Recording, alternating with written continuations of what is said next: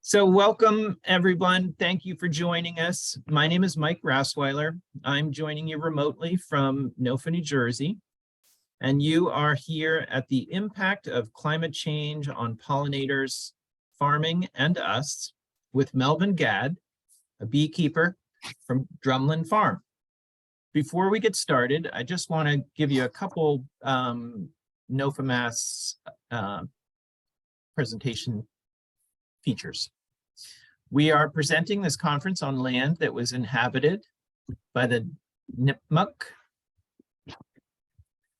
people prior to European colonization. And as we work to heal the destruction caused by colonization, we appreciate your support, solidarity, and continued attention to these issues. We recognize that our agricultural system is built on stolen land and the forced labor and exploitation of Black, Indigenous, and other peoples of color. Our conference aims to help address this harm and bring equity to the food system. There's a lot of sponsors that have helped get this conference together, and we appreciate your support of them.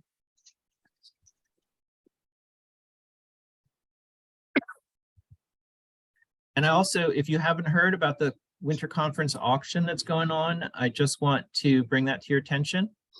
There's got to be lots of ways while you're walking around the conference to connect to this auction. If you're interested, I please encourage you to do so. And without further ado, I'd like to introduce Melvin. He's a beekeeper. Clumsy Dog Honey, I'm assuming, Melvin, is a product that you have? Yes. Mel has been keeping bees for over 16 years in Cambridge, Massachusetts.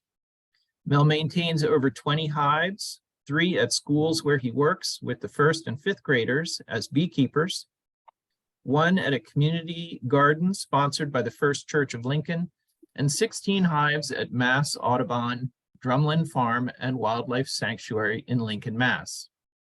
Mel started a major beekeeping program at the Drumlin Farm Wildlife Sanctuary, both in the fields as well as establishing an educational program on the bees as part of their regular program.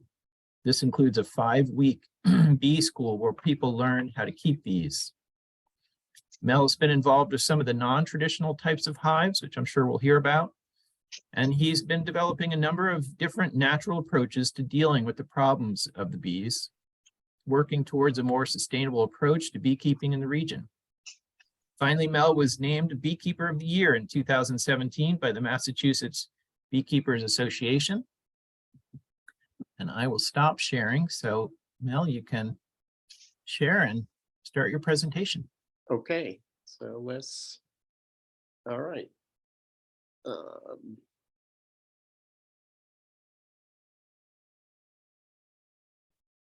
So can everybody see this?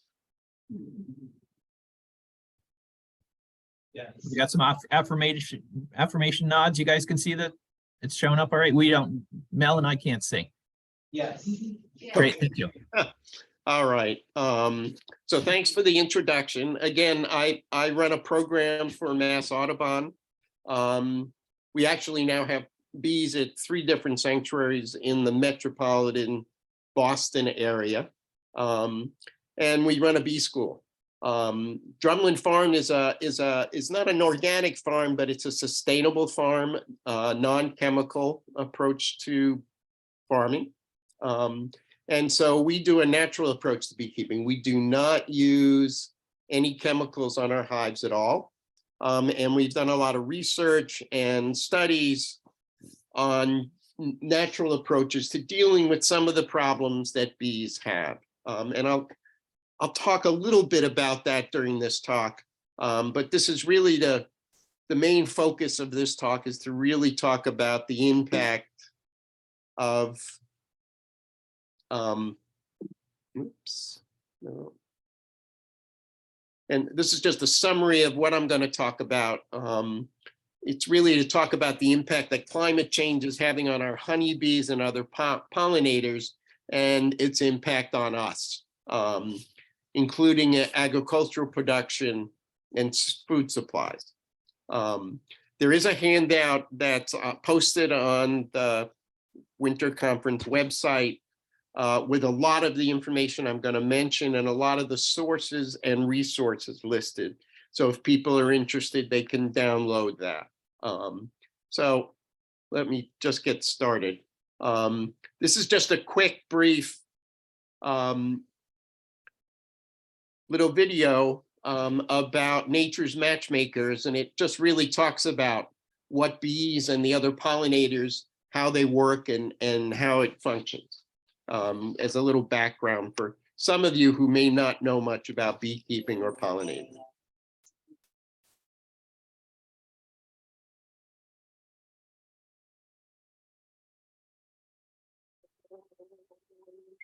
Our very busy little matchmaker. Whoops, sorry.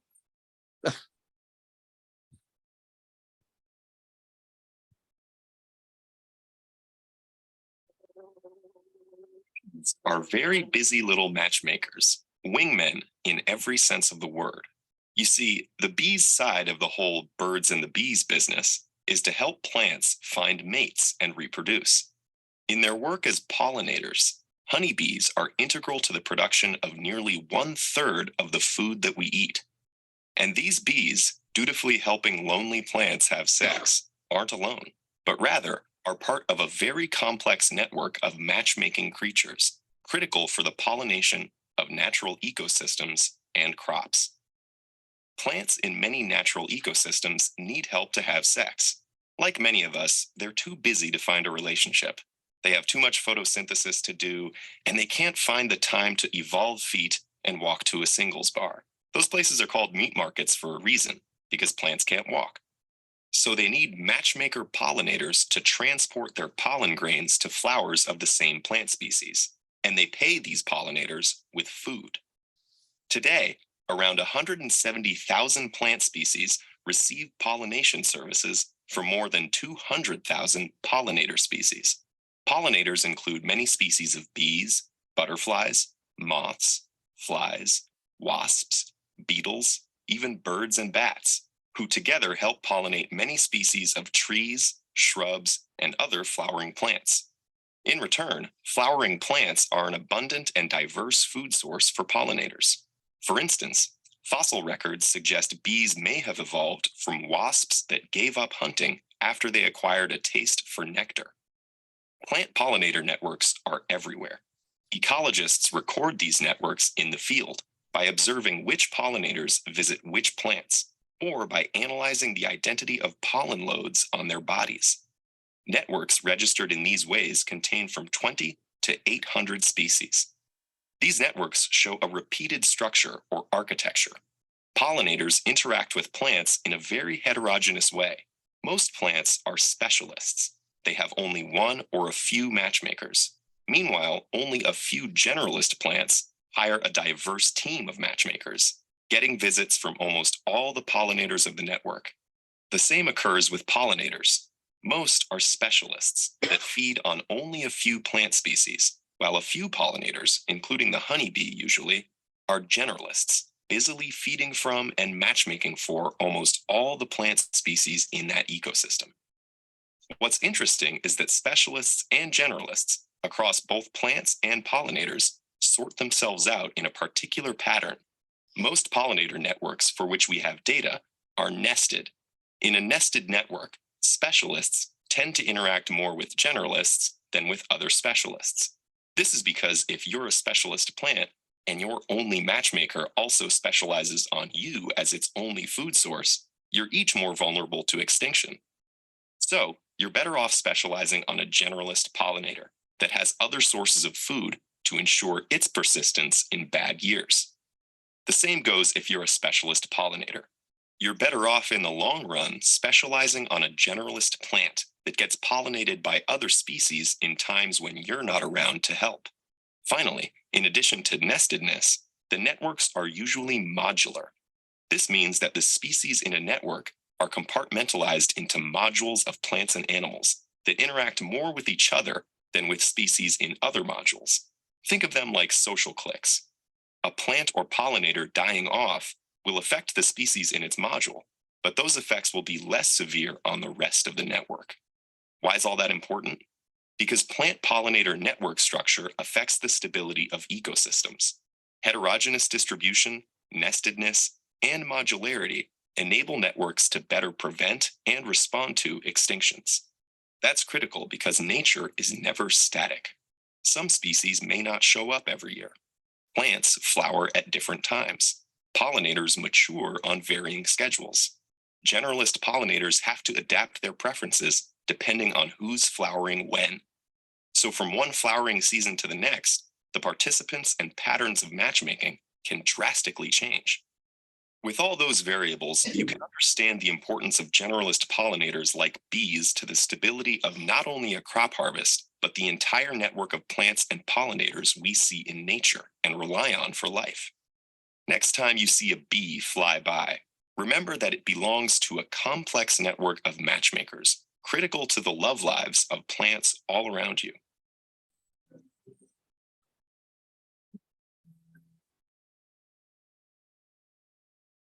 So hopefully that was helpful explaining how the bees and all the other pollinators work. Without them, we really would be in a lot of trouble.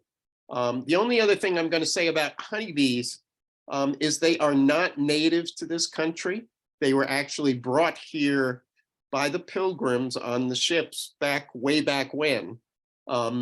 And initially, the Native Americans really thought they called them the white man's fly, until they realized how well they work to help pollinate the crops.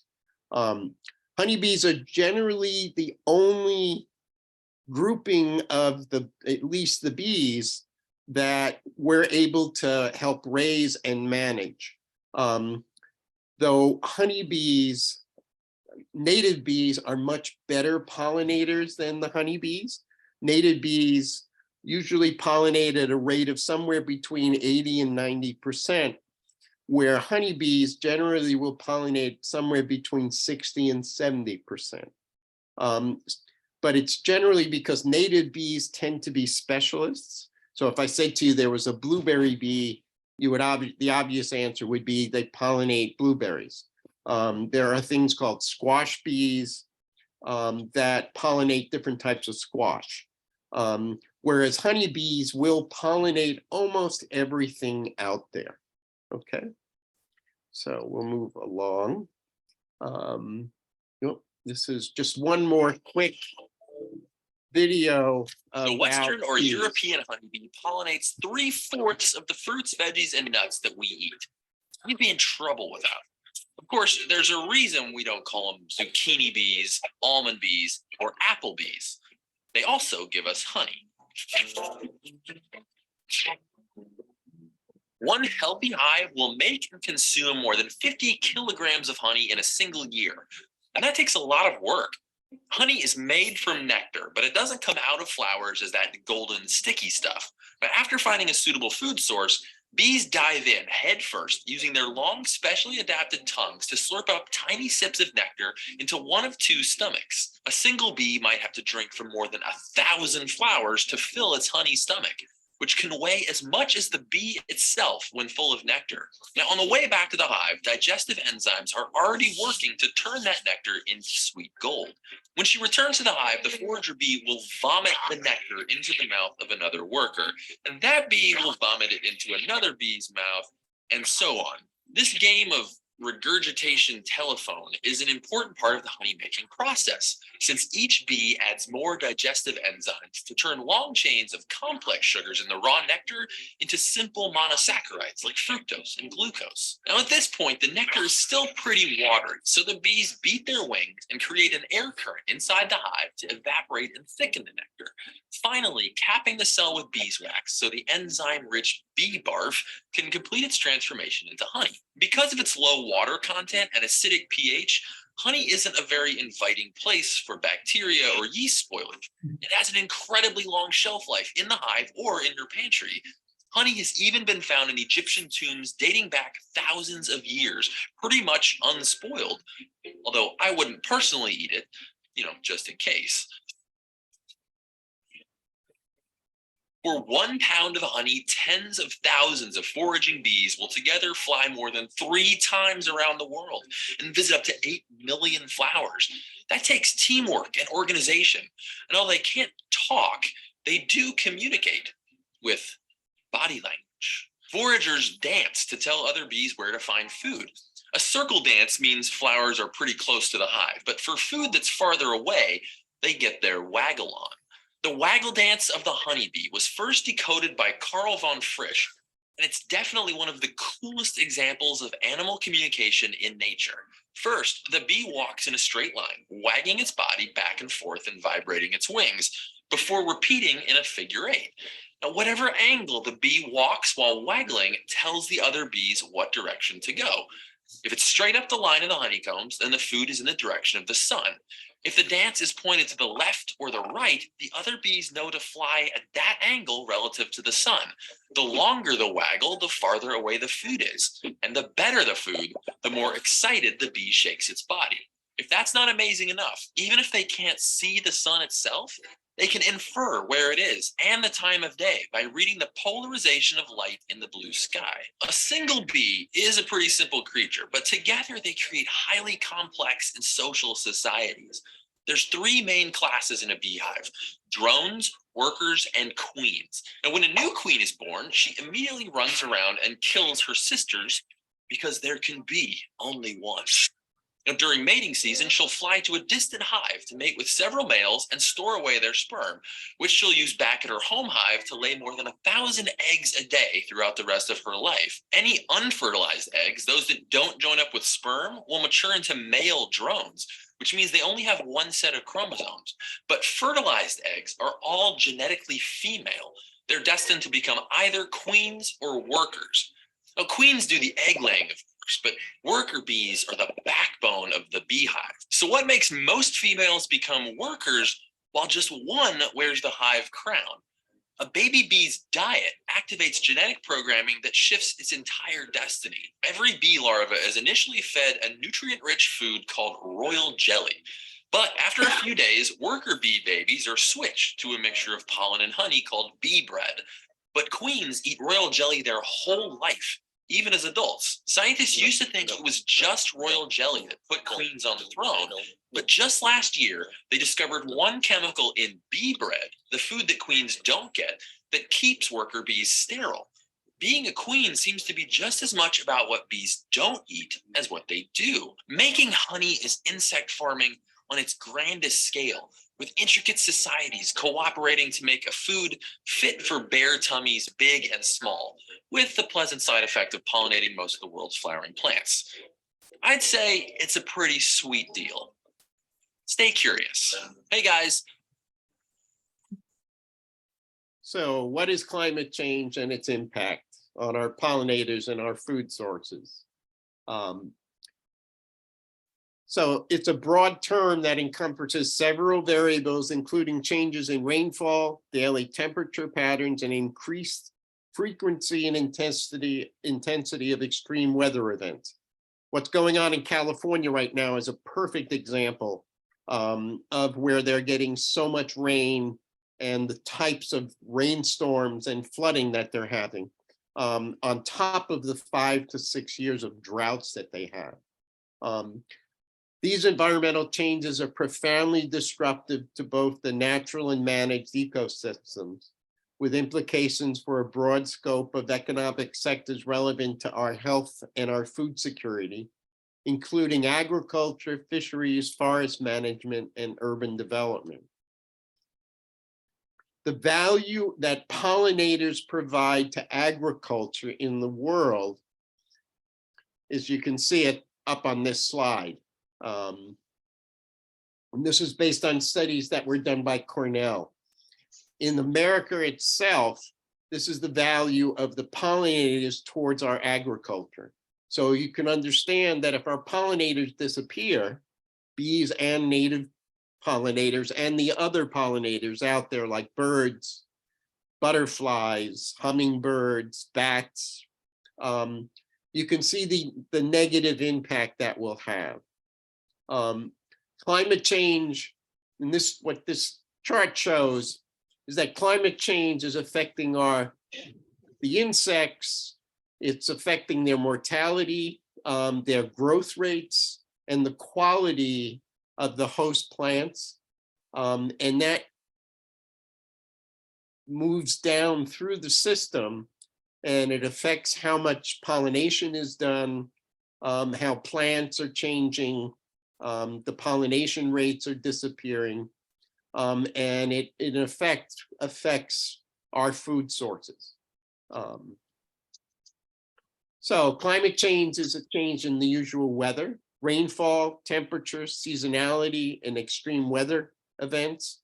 Climate change occurs in different scale from the region to the global, and it impacts all nature, organisms, and us. For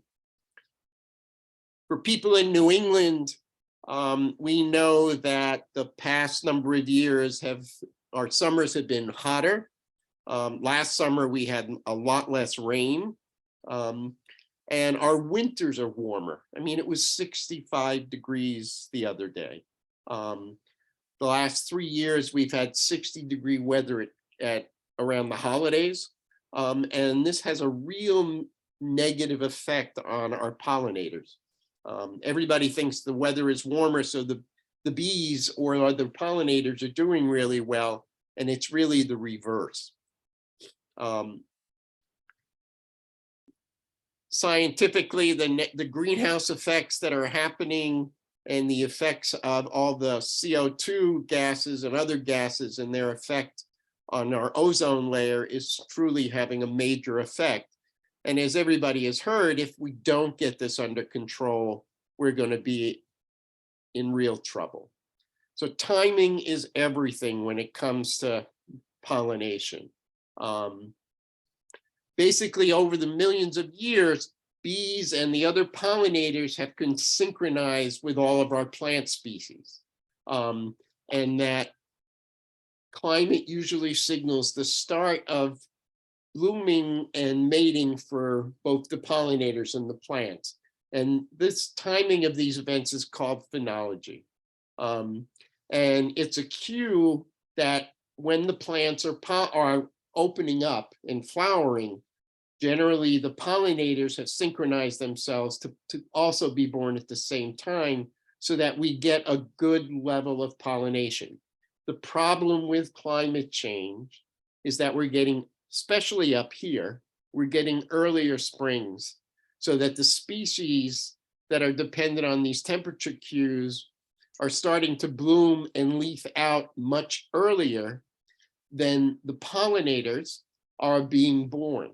So there's this loss of synchronization between the two, and there's a mismatch, excuse my, this cold has got my voice a little bit weird. So the timing of the two is not synchronized anymore. So the levels of pollination are decreasing. And the food source for the bees and other pollinators is decreasing because by the time they're born, a lot of the nectars and the pollens have kind of already dissipated. So it's really having an effect on pollinating.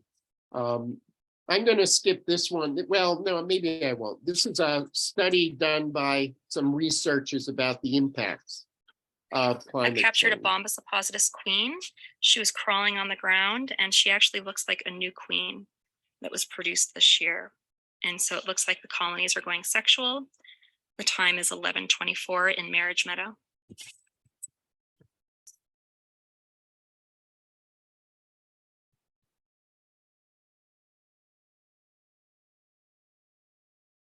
She looks so beautiful and new. You can kind of see through here. There's no wing wear on her.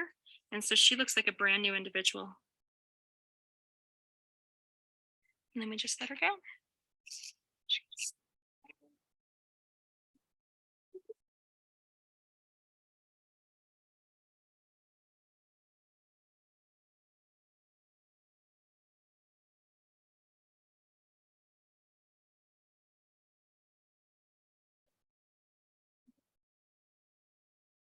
Most of us, when we think of bees, we think of our big charismatic bees like bumblebees that are beautiful and hairy, or honeybees.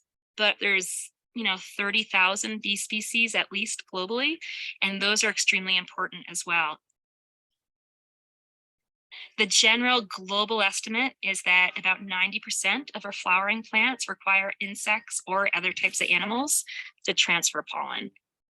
And bees globally are the most important pollinator.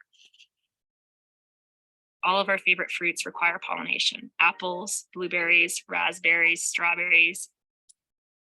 So there's a global concern that pollinators are in decline. And especially some of our most efficient pollinators like bumblebees, many of them are in decline. That has severe consequences for the production of food.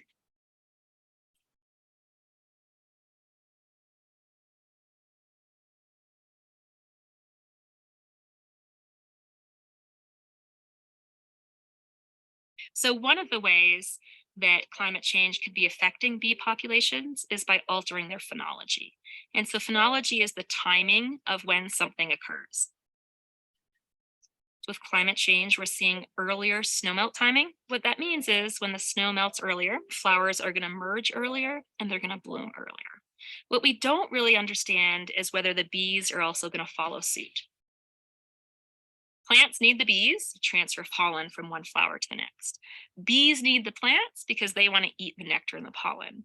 And so our concern is that if climate change is altering plant phenology, and if it's altering bee phenology at different rates, we could have a situation where plants are available, but bees are not active. That's going to be a problem for both parties.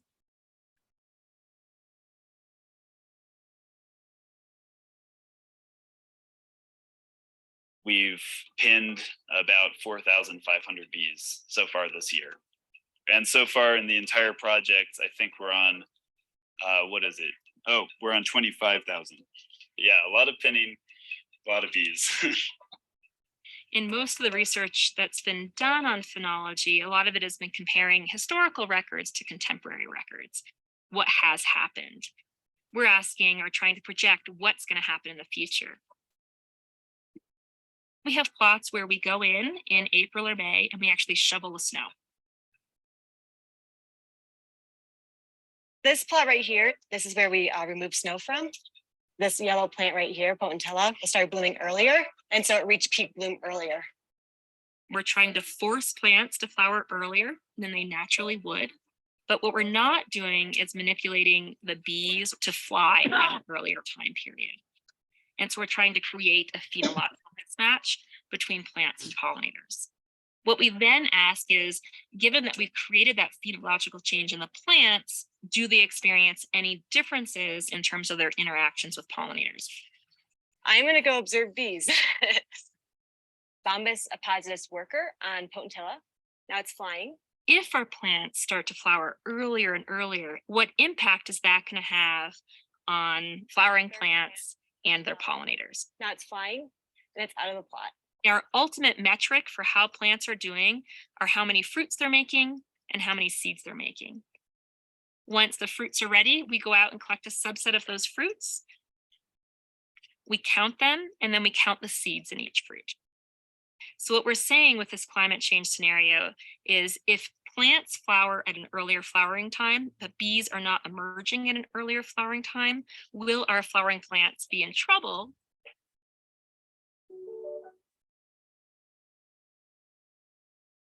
If we had to try and do what bees do on a daily basis, if we had to come out here and hand pollinate all of our native plants and our agricultural plants, there's physically no way we could do it. And so our best bet is to conserve our native bees.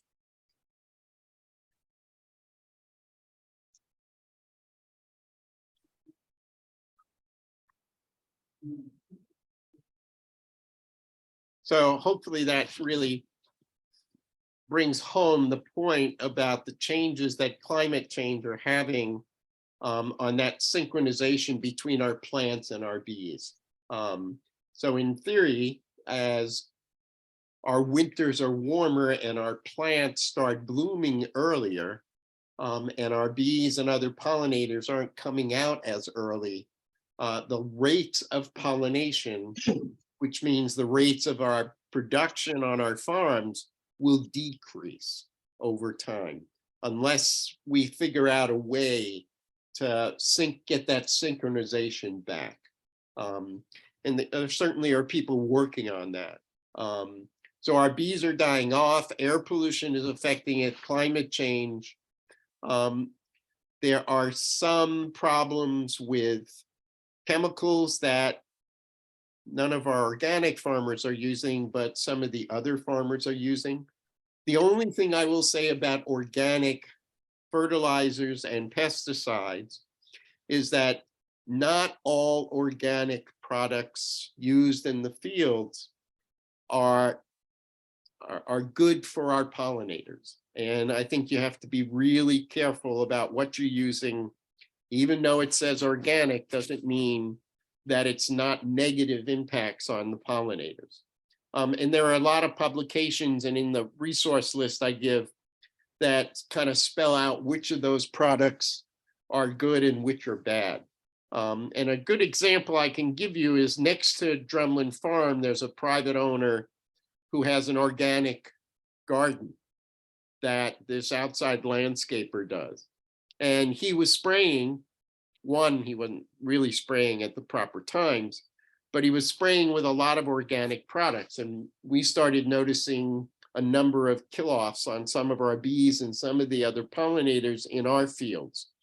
And when we sat down with them and talked, he said, well, they're all organic products. And I said, no, that doesn't work that way, that there are organic products that some farmers use that are killing off and having negative effects on our pollinators.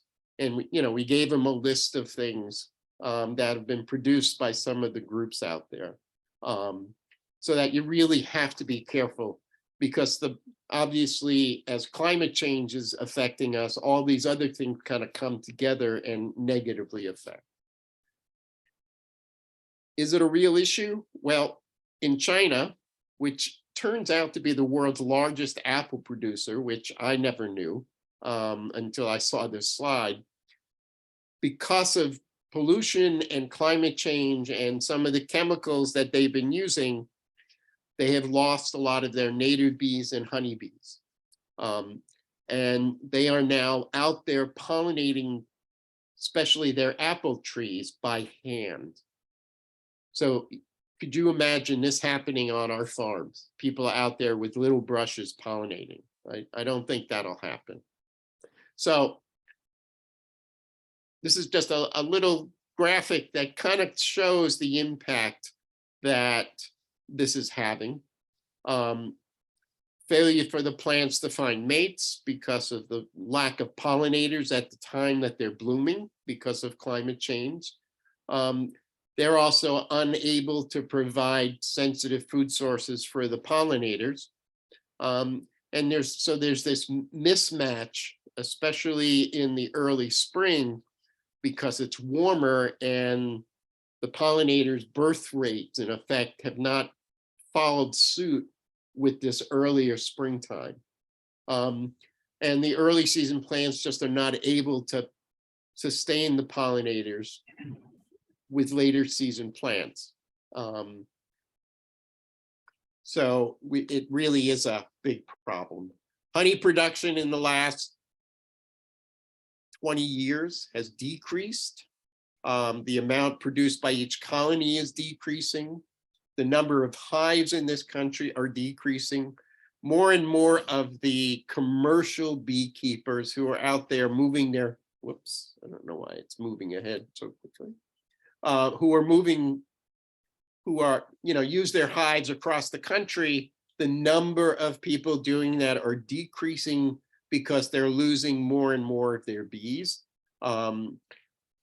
I've done a talk where I try to encourage small-scale organic farmers to start their own beekeeping programs as a way of increasing their production, because they guarantee or increase the level of pollination on the farm, so that they're making more money on their crops. And they, in effect, also will have the additional profit center of having honey sales.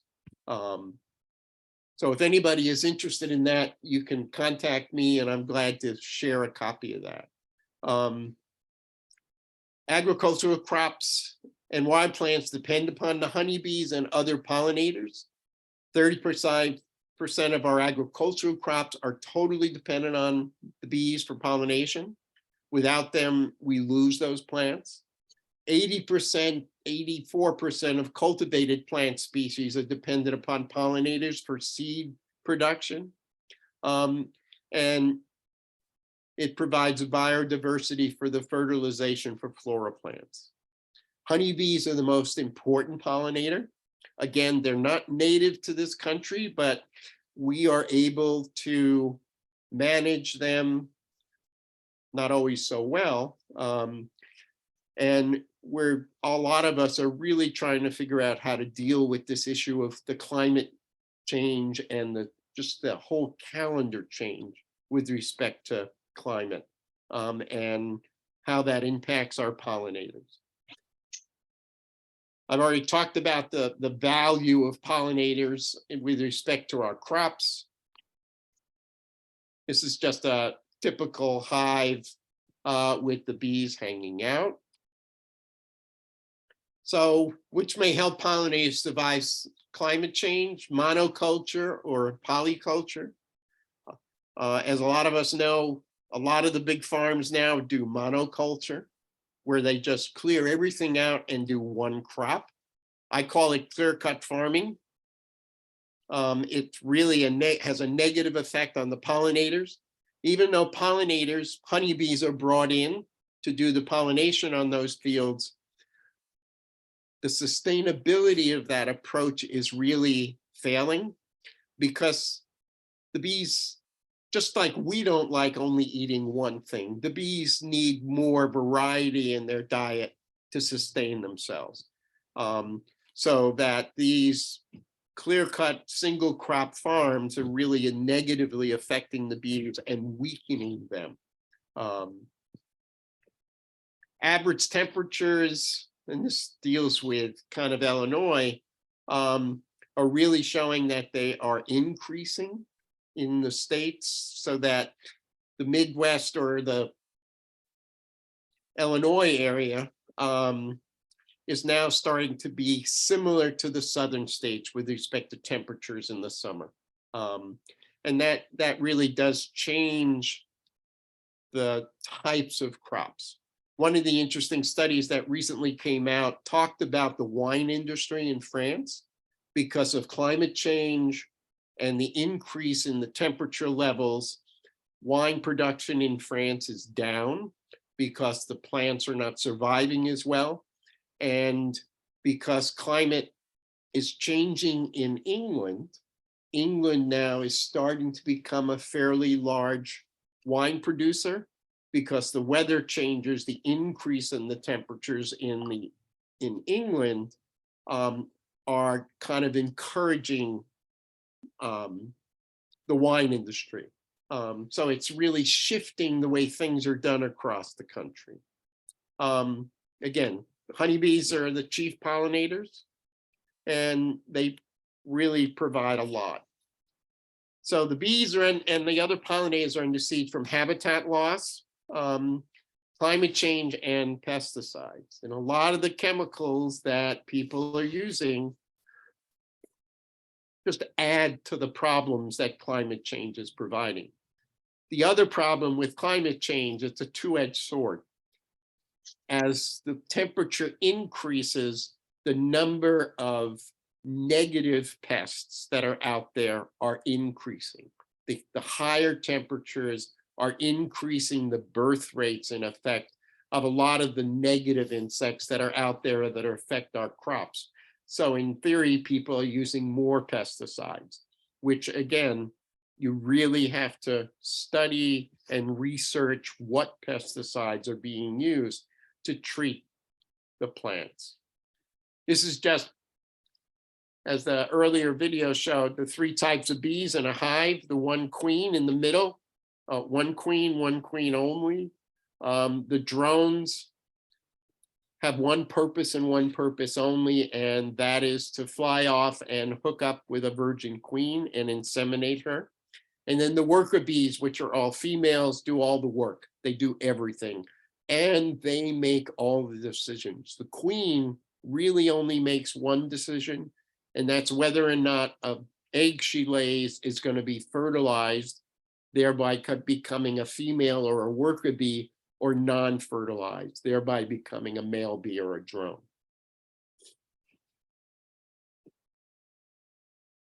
So the negative parts of climate change are basically affecting the behavior, the foraging and reproduction lifestyle of the bees, and it's changing the genetics of the bees, which have developed over millions of years. Habitats, plants, nectar, and pollen sources, and availability of forage, water is affecting the agricultural landscape. Parasites and pathogens are increasing with this warmer weather. When I first started beekeeping 16 plus years ago, vero mites, which are one of our biggest problems right now, were not really that around. But as the weather has changed, the numbers of vero mites have increased drastically. Vero mites are kind of like a tick.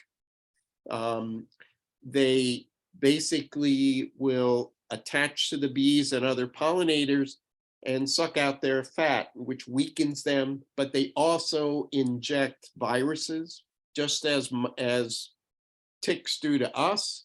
They inject viruses into the bees, which basically causes diseases and other problems and weaken the bees. And it also has an effect on the birds and the wasps and the other animals and insects that eat insects. It's just weakening them all. Okay. So habitat loss, temperature shift, and diseases are being caused by this. Our wild bees, native bees, they're in worse shape.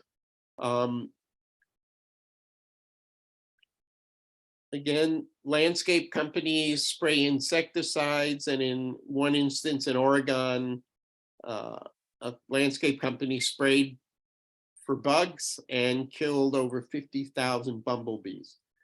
Bumblebees are native bees, and in effect, honeybees cannot pollinate tomatoes. Anybody who's raised tomatoes knows how tight the flower is. And so the honeybee is not able to get into the flower. Bumblebees are called buzz pollinators. Anybody that's been near any bumblebees usually can hear that buzz, and they attach themselves to the tomato flower and buzz and vibrate it to open it up. And that helps to pollinate it. For years in Waltham, Mass, they used to raise tomatoes in greenhouses, and they used to bring in bumblebees to do the pollination. That changed when fruits started being brought in from South America. So that whole industry has kind of disappeared. Bumblebees are harder for us to raise. And there are some people now who are working on trying to increase the number of bumblebees. But they really don't have the number of people like honeybees do.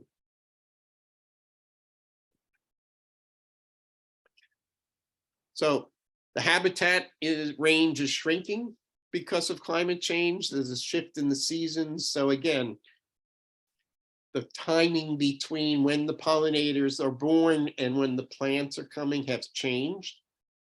There's greater risk for disease because of this. Native pollinators are decreasing due to the warmer winter temperatures. These false early springs wake the bees in time for spring cold snaps, which then kill them. Changes in plant scent due to temperature changes throw the bees' ability to find the flowers off. Excuse me. And rising temperatures negatively impact the honeybees' ability to survive. I apologize that this is a little blurry. I kept trying to reproduce it. But this just talks about the honeybee health and what all the different things that are affecting it. Here are some examples of the impact of climate change at Drumlin. This is an aerial view of Drumlin, which is over 250 acres. Of that, roughly 80 to 90 acres in this area are all the farmed areas. They do a wide variety of different vegetables, flowers, and our hives are kind of spread out across the whole range of the farm. This just shows where a lot of the honeybee hives are. As was said earlier, we do a number of different types of hives at Drumlin. Most people are familiar with the Langstroth hive, which have the frames. We also do more natural approaches to honeybees, using different types of hive. That one is called a Wari hive, one's called a horizontal Valkyrie horizontal hive, and some top bar hives. So we're doing different examples and experimenting with the different types. And there are positives and negatives for all, which I'm not going to get into now, for using the different types. These are typical Langstroth hives. These are some of the ones that we were using for our experiments, for testing natural approaches to deal with the mites.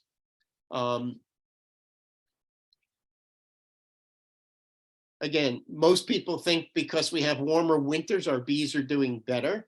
The reality is that the bees stay in the hive until it's like above 45 to 50 degrees. Because our winters are much warmer, it confuses the bees.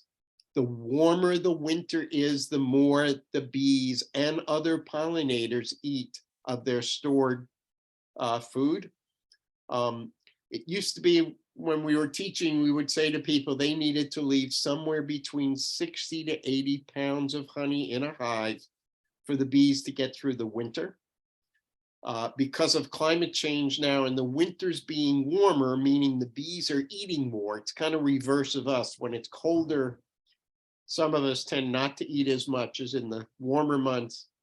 They tend to eat more, and they get tricked. They think it's spring, so they'll fuel up with their honey, which is their carbohydrate source, and basically fly out thinking they're going to find flowers. And they keep flying and run out of fuel and never make it back to the hive. So that's causing a problem. So the needing to leave more honey for them, basically, if you're interested in production of honey, the amount of honey being produced decreases that we're able to take. An average hive in a good year will produce 150 to 200 pounds of honey. If we need to leave now 80 to 100 pounds instead of 60 to 80, you can see the numbers just drop. No less, we are getting less production. So we need to adapt to that. I mentioned that some of the pestier insects are living longer and affecting us more. One of the examples that happened out at Drumlin is that we did a pollinator festival in the middle of October one year. And I went to do a hive opening for people to see what it was like inside the hive on a relatively warm day. I normally wouldn't do that in a colder month. Used to be in New England, we would get a hard frost late September, and then it would warm up again. That hard frost would kill off the yellow jackets, hornets, and wasps. We have not had a hard frost in end of September for the last 4 to 5 years.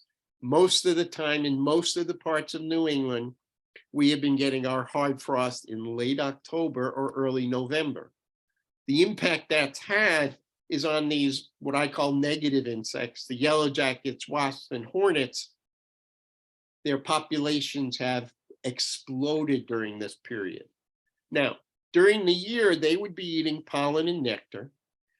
But when there's nothing out there, they're meat eaters. They're going to go after the bees. So we went to do an opening on one of our hives that was one of the stronger hives I had. And when I opened the hive, it was totally wiped out. It was full of yellow jackets who had gone in and raided the hive and killed the bees and wiped out and taken all of the honey and pollen. So this, what this caused us to do now has changed our management techniques, where in the early fall now, we're putting up yellow jacket traps to attract them to the trap instead of our hives, and doing more to protect the hives. So it's just a ripple effect of all of these things that start adding up. So it means we're changing our techniques, and I kind of talked about this a little bit. So sunflowers are one of the crops out at the farm. What it turns out now is there's some research that just came out that talks about the positive effects of sunflower pollen and nectar on the mite problem that we're having. That I'm kind of researching a little bit more now. So in the US, generally, our honeybees, even feral bees, live in trees, but they live inside the tree. They'll go into a hollow tree. 2 years ago or 3 years ago now, when we had a very hot summer, one of our regular hives had absconded from its location. When they're not happy with the location they're in, they'll leave and find themselves another home. And they found themselves a home in a hollowed out oak tree, not that far away. But as it got hotter and hotter that summer, the bees started building their comb, which you can see here on the outside of the hive, of the hollow tree. It became a fascinating thing for people to see, but the problem is, as the cold weather came, the bees died off, and we lost that feral colony. So we need to increase and help our pollinators and honeybees. We start to need to limit the deforestation of areas. We need to stop cutting down the forests, and we need to slow up our development of forest areas for urban areas. We need to start redeveloping our reforestation. We need to start ensure systems and vegetation are suitable for the area and for the changes. We need to start using pesticides, fungicides, and herbicides that are not harmful to the honeybees. This is a bee covered in pollen. And it's what we want to see, but the amount of pollen is decreasing. We need to start doing more research into the biology and genetics of our honeybees and try to adapt them better. We need to start looking at the control methods and natural approaches for controlling our parasites and pathogens and any other predators. Luckily, we don't have many predators. There are certain birds in parts of the country that go after bees. We don't have that problem here. And the only predators really are some of the other animals out in the forest. We need to increase our nectar and pollen sources. We need to do forage and nutrition, and we need to develop new techniques and equipment for beekeeping and the beekeeping economy. This is just a view of the farm out at Drumlin and some of the fields.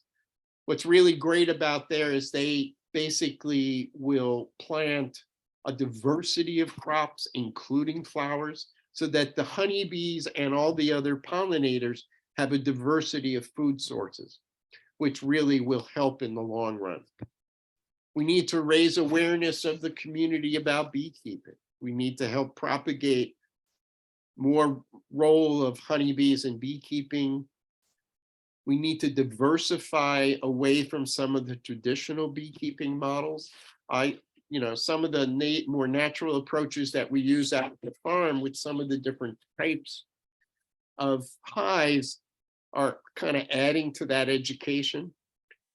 We need to start doing more educating on the beekeeping and pollinators in schools, colleges, and universities. We need to do more PI across the board and more workshops about how important the pollinators and honeybees are. These are some of my helpers out at the farm. The numbers of wild turkeys have just exploded in New England, as most people know, and not just in the agricultural rural areas, but in the cities. There's a great PBS video that talks about this, that if people are interested, it's really well done. We need to develop more policies to protect the honeybees and floral sources and regulations with respect to pesticides. Most countries in the world have banned some of the products, especially products that have what they call a neonicotide basis, a nicotine base. We have not, despite the fact that there have been so many studies showing the negative effect on the pollinators. We need to increase lab controls over what we're doing. We need to increase training courses, beekeeping extension and marketing.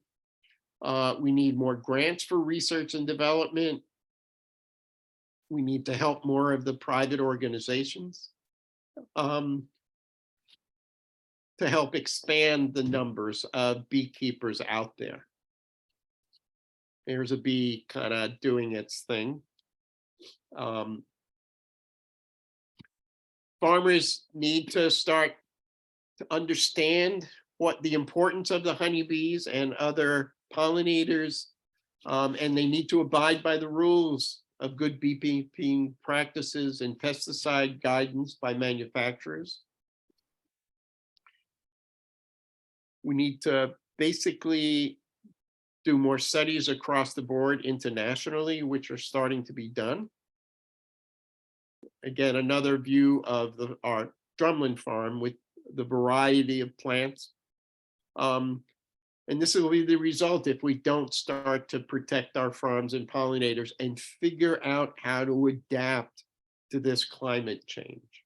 The hotter summers with less rain, basically the nectar sources get burned up by the heat. On the opposite side, when we have too much rain, the rain washes the nectar out of the flowers. So that also decreases the level of pollination because the nectar's not there. The nectar is what the bees come for and the other pollinators come for, so that the level of pollination is just decreasing drastically. We need to wake up and do something before it's too late. I think everybody hears this all the time now, especially with some of the international conferences. Here's a bee doing its job. And we need to start rising up and raising our voices. This is a bee going to a sunflower. The pellet on the back part of the leg is a pollen pellet that it's collected, and it turns it into what we call bee bread, which ends up being the protein source for the bees. Honey, the nectar gets converted into honey, which is the bee's carbohydrate. So the battle for responsible approaches to solving our climate problems is just starting in earnest.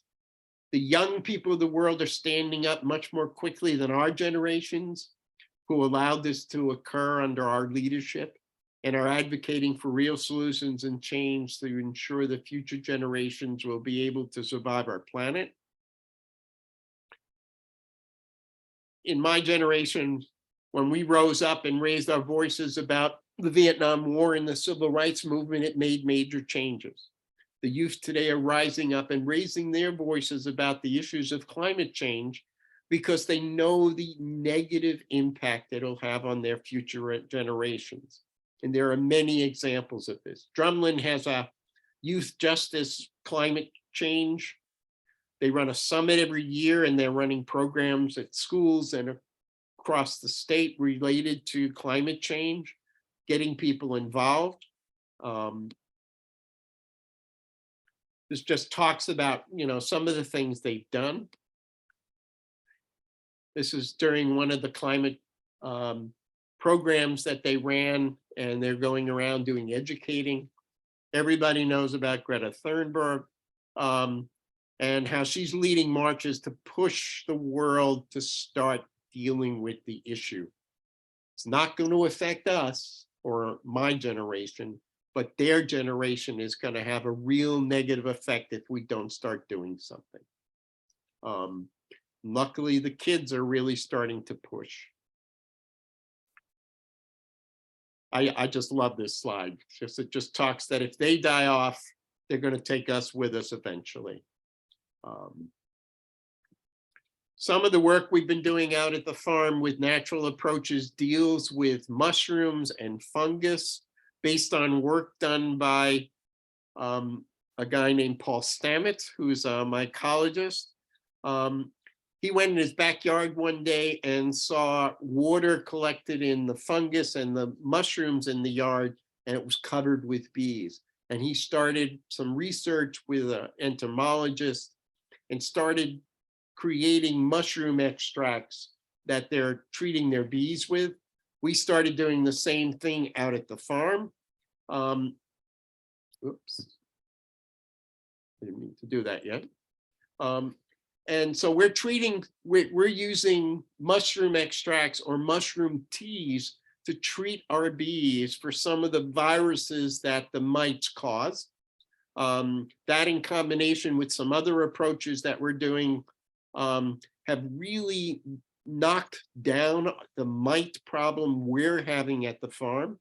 I connected with some MIT researchers a number of years ago who took our beekeeping class, and they did a number of some testing of it for us of some of our bees on their viral loads after being treated with these mushroom teas and extracts, and have found that these treatments have basically decreased any viral loads to almost zero, which is a much more natural approach. Mycology is a fascinating field, and the impact on our land itself, it has a major positive effect. Oops, wrong way. So things we can do, we need to start planting, doing some variety of plants for early spring and late fall plantings that will help the pollinators. We need to get more pollinator friendly plants out there. We need to use more native plants to your region that are adapted to local climate, soil, and pollinator species. We need to try to include plants that bloom at night to attract bees and moths that are more active during nighttime periods. And that's mostly some native bees that are more active at night. We need to eliminate our pesticide use or use more positive organic treatments that accomplish the same thing but don't harm our pollinators. And we need to do these applications at night when most pollinators and bees are not flying. And we need to create more native bee habitat. Leave a dead tree or a tree limb in your yard. We'll provide a nesting habitat for bees, make native bee houses. There are a lot of sources for plans for doing this, and provide hummingbird feeders. Again, there's a bee. More wildflower mixes, and they're available online through groups such as the Exorcist Society, Better Bee Supply, which is a bee company out in upstate New York. They'll supply locally sourced seeds. We need to convince people to stop planting grass in their lawn areas and replace with wildflower and other ground covers that don't require the level of water. Besides climate change, the lack of water is going to become another crisis, especially in the Northeast, that we've never really faced before. We need to stop. So wild clover and ground covers don't require the level of water, fertilizer, or care that grass lawns require, and they provide a lot of food sources for the pollinators. With some of the kids out at the farm, we produce wildflower seed bombs that they'll basically throw into vacant lots to produce a better visual appearance and food for the pollinators. And we need to educate our neighbors about providing habitat and cleaning up. Encouraging people not to clean up all the fallen leaves in the fall would be great for the pollinators, since a lot of the native bees and other pollinators will nest in clumps of old leaves. It also helps to rejuvenate the soil as it breaks down. If mankind were to disappear, the world would regenerate back to the rich state of equilibrium that existed for years. And if the insects were to vanish, the environment would collapse. That's a quote by E.O. Wilson, the famous Harvard biologist and naturalist. This is a list of resources about the issue. Again, it's in the download. And that's my email and my phone number. People are welcome to text me or email me any questions or any issues that they may be having. So with that, I will stop the share and open it up to questions. Oops. Yeah, hi. Could you talk more about the mushroom tea that you, did you make that? Can it be purchased? Does it just act on the viruses, or does it control the mite population itself? So I do a combination of things. Basically, this guy, Paul Stamets, produces these extracts. And I was experimenting with two particular types, one called reishi is a mushroom and one called chaga. And I would mix the extract in with the honey water or sugar water that I might have been feeding the bees at the beginning of the year. The extracts are expensive. Most beekeepers are pretty cheap. And so I started looking for sources of these mushrooms that would be cheaper than these extracts. And I found you can buy a powdered form of reishi online that I brew a tea with. And then I met a mushroom guy out at one of the NOFA conferences. And he got me into growing my own reishis out at the farm. So I grow the mushrooms, I dry them, I then grind them up, and then I brew a tea that I mix in. Now, most beekeepers in the beginning of the season, March, April, will start feeding their bees because there's not a lot out there. A lot of people use sugar water.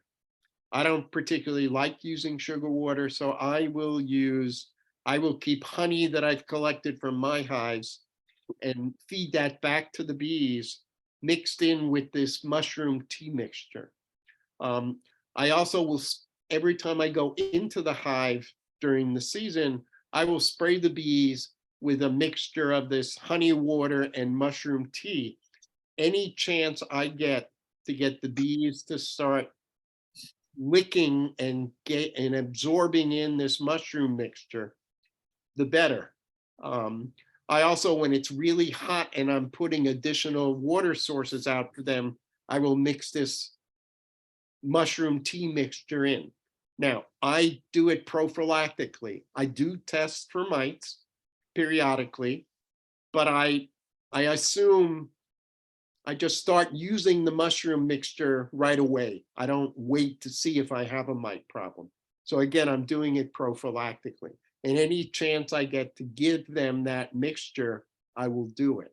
I also use rhubarb leaves. Rhubarb leaves, a lot of beekeepers now are treating with, now I'm gonna forget the name, but that's all right. Rhubarb leaves have a natural source of, excuse me for forgetting right now. This cold has gotten me down. They will treat with oxalic acid. And what a lot of them are doing is they're using a vaporizing source. So they'll take a metal plate tied to a battery, pour the oxalic acid powder on it and shove it in the hive and vaporize it. The problem with that is oxalic acid in a vaporized form is very dangerous stuff to us. You can't just use a face mask that we've all gotten used to using for during COVID. You need to use a heavy duty respirator. I won't do that. Rhubarb leaves, since they're easily accessible up here, have a natural source of oxalic acid in them of somewhere between 5 and 10%. So every time I go into the hive, I will take a rhubarb leaf and lay it on top of the frames in the brood chamber. And I close the hive up. Bees are so sanitary and clean, they will start chewing through the rhubarb leaves, releasing the oxalic acid, which knocks down the mites. So that in combination with the mushroom treatments has helped us basically decrease our losses due to mite problems drastically.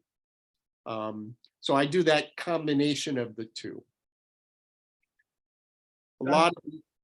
That's the extent of your mite control? That's the extent of my mite control. And our mite levels have been almost at zero for the last number of years. Now, it does help that we have so much land out at the farm that our bees are not, I don't really think they're flying off the property. Bees will go up to 5 miles for a food source. Our food source, there's so much food sources throughout the whole season on the property. I don't think our bees are leaving, so that I don't think they're mixing that often with other bees. Now, initially, when we did the research, I did some test hives and some other hives that we were using as our, the sample. And our test hives did much better. I now treat all our hives this way. And again, our losses, the losses in New England in the last number of years have been somewhere between 50 and 60%. Our average has been 20%. And I'm attributing it to our approach to dealing with the mites. We also don't have chemicals out on the farm, so that's also helped. Melvin, we had a question about safe or destructive the use of essential oils, for instance, that are used in organic mosquito and tick control. Are essential oils something to be concerned about or a useful tool? No, essential oils are useful. Some beekeepers will treat with essential oils. They'll use lemongrass, they'll use peppermint, and some of the other essential oils out there. So that has not been a problem. Yeah. Question. Yeah, go ahead. From the audience. Yeah, I have a question. I'm planning to do a hive for the first time this year. I'm wondering, are there concerns about the impact of honeybees on the native in terms of competing with each other, which would affect either the number of hives on a particular area or where you might place them on the property? Well, your placement of your hive should be based on, when the hive is going to get the best, earliest sunlight in the morning, so that the hive heats up and the bees warm up and will go out as early as possible. We have not seen a negative effect. I've gotten this question before about the impact of honeybees on native bees. We have not seen a negative effect on that. They seem to be kind of sharing the food sources out there. I don't really have a major way of putting a number to that. But we have not seen a problem with that. It seems you did mention houses for the native bees. It seems like that might, like, you can do things to increase the habitat for the natives as you implement beehives. Would you recommend that? Yeah, I do recommend that. I recommend that for anybody, even people who aren't keeping honeybees, just to provide more places for the native bees to land. I actually got into beekeeping originally. We had put a garden in our house, and I basically put up mason bee houses, which is a block of wood that you drill holes the size of a drinking straw, and send away for straws that are filled with the eggs. And they come out and will help pollinate. And then the female will go back in and lay eggs and seal it for the next season. They help pollinate gardens. And I was reading a book about them, and on the opposite page, it had a whole thing about honeybees. And I kind of jokingly said to my wife, well, if I'm going to have bees, I might as well have bees and get honey. And she said, well, your daughter doesn't like insects. Well, I said, my daughter doesn't live here anymore, and started keeping bees. But, you know, the more native bee, that's why I'm saying people shouldn't remove all their fallen leaves in the fall, because a lot of native bees will nest in there. A lot of bumblebees nest in the ground. They'll find old ant colony holes, things like that, and they will nest in there. The more that can be done to encourage native bees, the better. Thank you. More questions in the audience? Feel free to shout out.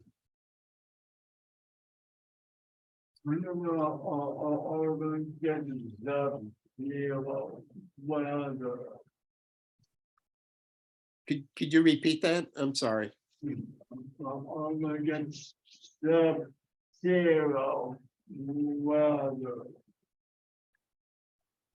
Oh, he's asking, can they survive in sub-zero weather? Well, there are certainly bees in the real cold parts of Russia. Bees stay in the hive during the winter. Actually, the more snow we have, the better.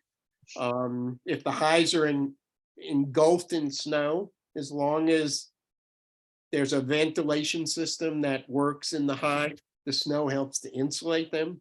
The bees will stay inside the hive during the winter until it's like 45 degrees. And they'll ball around the queen and keep her warm by moving around and doing certain activities in the hive. Colder it is, the less they'll eat. Bees you see going into the hive in the fall will die off during the winter, but that's why one of the things that managing your bees is making sure that there's a lot of covered brood, what we call brood, that are eggs that are sealed in their cells going into the winter, that'll be born during the winter. The queen, the other impact of climate change is we used to say in New England that the queen would start laying her eggs again in late January. Because our winters have been warmer, where some of us are convinced that the queens now are starting to lay in either late December or early January, so that the numbers of bees in the hive are building up much more quickly. It roughly takes 23 days from the time an egg is laid till the time the bee is born. So if she's laying in early January, by the end of January, excuse me, they're being born. So the coldness is not going to kill your bees. What I explain to people is cold will not kill your bees unless they're outside, and they're not going to be out. They're not going to go out unless they're 45 or more. The problem is vapor in the hive, moisture in the hive will kill your bees. So you want to have a continuous airflow through the hive, because the bees generate a lot of vapor during the winter when they're in the hive. And that vapor, unless it has a way to escape the hive, will collect on the top of the inner cover of the hive and condense, and then it starts raining in the hive, and that will kill your bees and cause mold to create.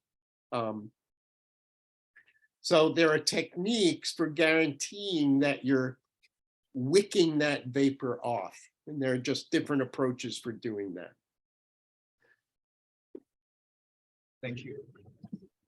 Melvin, as a organic farmer, we often have fields that are fallow, and often those fields are planted into intentional cover crops or green manure crops. Is there any resource? I listed the Xerces website link on the chat, but can you talk a little bit about, have you seen farmers use a good mix of cover crop, flowering cover crops that you'd recommend for us? Yeah, the Xerces site has a number of publications that really talk about that and list good cover crops for the winter. Out of Drumlin, one of the things that he's really good about, though they're about to have a change in the guy who manages the farm, is he does do, he'll let fields lay fallow and put in some kind of a cover crop from year to year, and he'll rotate around the farm. And that has a big positive effect. The thing that they're going to have to change out at Drumlin, which has always fascinated me, is that they do not have a watering system. They do not have an irrigation system. They have always depended upon the rain. And during the couple of years ago when we had the major drought in New England, the worst in recorded history, they basically had bucket brigades out there of volunteers to really deal with the more sensitive crops. He's got 2 big barrels on a truck that'll go around and spray. But as the rain decreases, they really are going to have to start looking at some kind of low drip flow irrigation system, I think, in the future. Yeah, I remember one drought that we experienced when we had our honeybees here. I noticed walking down at the creek that there was like one pool of water left in the creek, and noticed that the edge of the pool was surrounded by little honeybees drinking. Wow. And we realized that we needed to actually tap into our irrigation supply to keep that pool from disappearing. So right, or putting out another source of water for the bees. One of the schools where I do a hive, one of the jobs the kids have is making sure there are some clay pots out there filled with water, that they're continuously kept filled so the bees have a water source for 2 reasons. One, the bees need the water. And the second is there's a apartment complex across from the school that has a swimming pool. Mm. And if they don't have water near them, they're going to the pool, and we get complaints. But that's one of the things that we teach at our bee school, that you really need to provide a water source and a continuous water source for the bees. Since they need it for both their bodies like we do, they also will store it in the hive, and when it gets really hot, above 90 degrees, they'll be in the hive flapping their wings to vaporize it to cool the hive off itself. So they'll use it for a lot of different things. You also mentioned sunflowers as being particularly beneficial. What is it about sunflowers? Well, apparently there's been a study. I literally got the article this past week that talks about the positive effects that sunflower pollen and nectar is having on the bees and the control of the mites. I'm trying to get a copy of the full study, but if you text me or email me, I'll get you a copy of the article. What's your gut? Do you think it's actually something about the pollen, or is it just the bounteous production of pollen? I think it's something particular about the nectar and pollen in the sunflowers. Mm-hmm.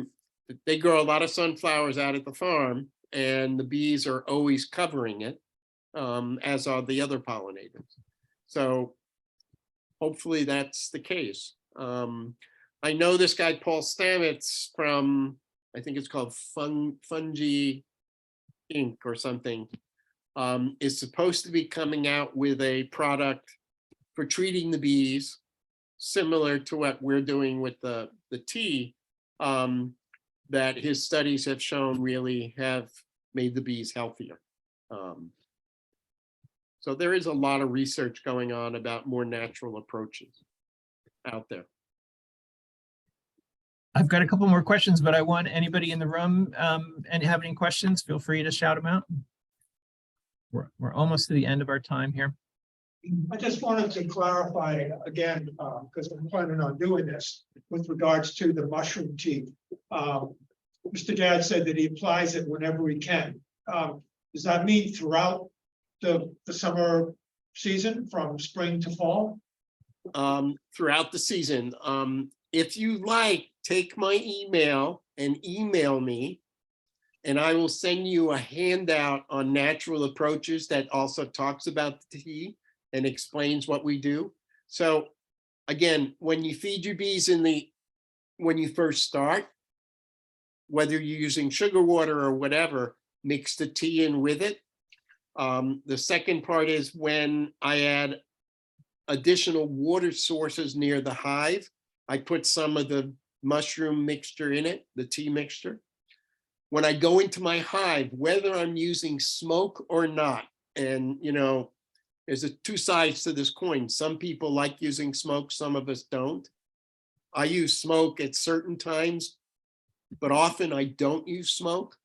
And I'll go in with a spray bottle filled with the honey mixture and the tea mixture.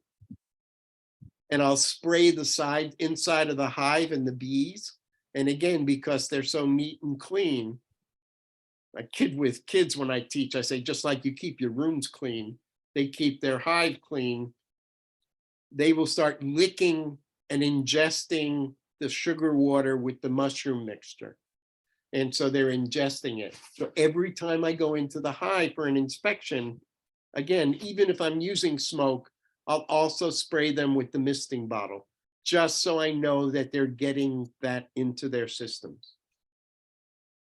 Thank you. But again, email me and I'm glad to send you this handout that we've done covering a lot of this. Melvin, I was going to direct people to the NOFA Mass's speaker bios to find your contact, but I see it's not there. If they Googled Drumlin Farm, would they be able to find your contact info there? No, I put your email in the chat, but I'm not sure the folks in the room can benefit from that. so if people want to copy this down, my email is melbeekeeper24@gmail.com. That's the best way to get me.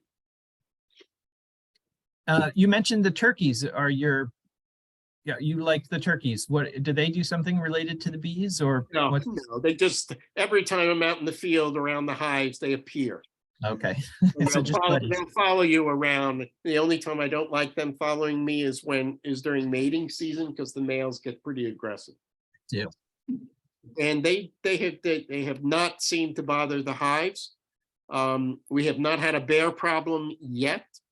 We're in Lincoln, one town over in Concord. There had been some bears moving into the area, and some of our students who have hives in Concord have had their hives attacked. So people are working on ways to protect their hives from the bears. We had one bear sighting out at the farm. Luckily, there was a crew out there at the time filling in some of the ruts in the dirt roads out to the farm area. And they turned into an area where I have a couple of my hives.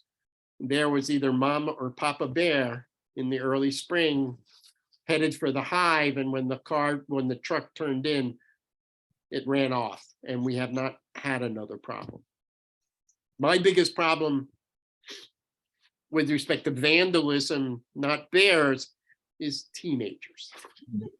The farm is wide open. Anybody can come in with COVID.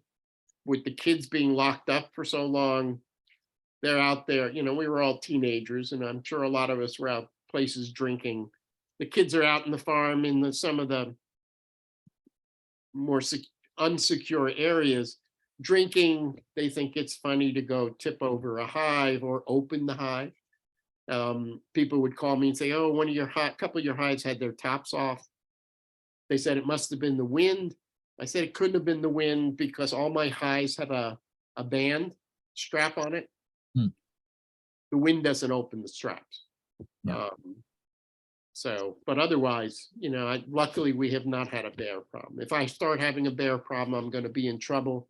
I tend to spread our hives out. I don't keep my hives near each other so that if there is a disease problem, it doesn't easily spread to the next hive. There's been some work by a researcher at Cornell about why feral hives do better than our so-called managed hives. And so I've been following some of what he talked about under something called Darwinian beekeeping. And if you Google that, you'll get to some of his talks and some of his information that talks about that. We have come to the end of our time, and I really want to give everybody a chance to say thank you to Melvin Gadd. Thank you, Melvin.